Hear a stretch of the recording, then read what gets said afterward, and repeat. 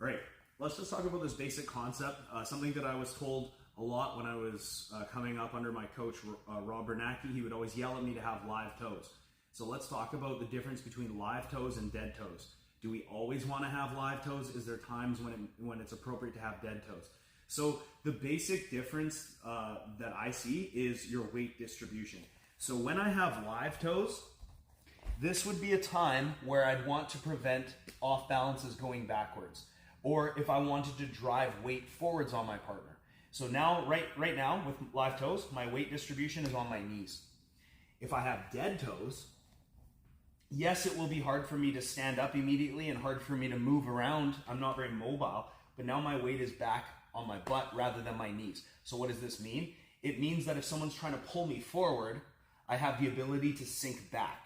Whereas if I'm on my toes, because my weight is on my knees, now I'm more susceptible to off balances forward. Okay, so there's going to be times when we want to have one or the other. So here's an example. Can you put me in closed guard, James? Let's say my partner has me in closed guard. Okay, from here, generally I prefer dead toes because a lot of the time my partner's trying to circle hands inside and hit knee pulls and break me down and pull me forward. If I have live toes here, it's hard for me to stop these off balances because my weight is on my knees, my weight is coming forward. So now James goes in knee pulls, I try and hang back, I'm gonna fall forward every time. However, if I tuck my feet in with dead toes and I'm here and he tries to knee pull me, it's easier for me to resist forward off balances. Okay, now let's look at a time when I would want to have live toes. I think a good example would be side control. Can I get your head over here? We'll go like, yeah, let that work, sure. Okay, so here in side control, sometimes I want to be driving cross-face pressure forward. This could be a lot of different top pins. So because I want to drive pressure forward, it makes sense for me to have live toes, right? If I have dead toes, it's hard for me to apply pressure forward, okay? If I was, I don't know, let's say in the half guard,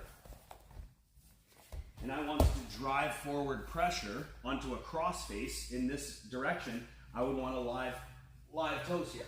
So I can really apply that crossface, turn my partner, and this is going to prevent my partner from hitting bridges in this direction. Whereas if I have dead toes, it's hard for me to now apply pressure forward, and if James gives me a good solid bridge, I have no base in that direction. So the answer is, they're both good at different times. Generally, if I want to hang my energy and my weight back, dead toes are appropriate. If I want to drive pressure forward and have base behind me, live toes are appropriate.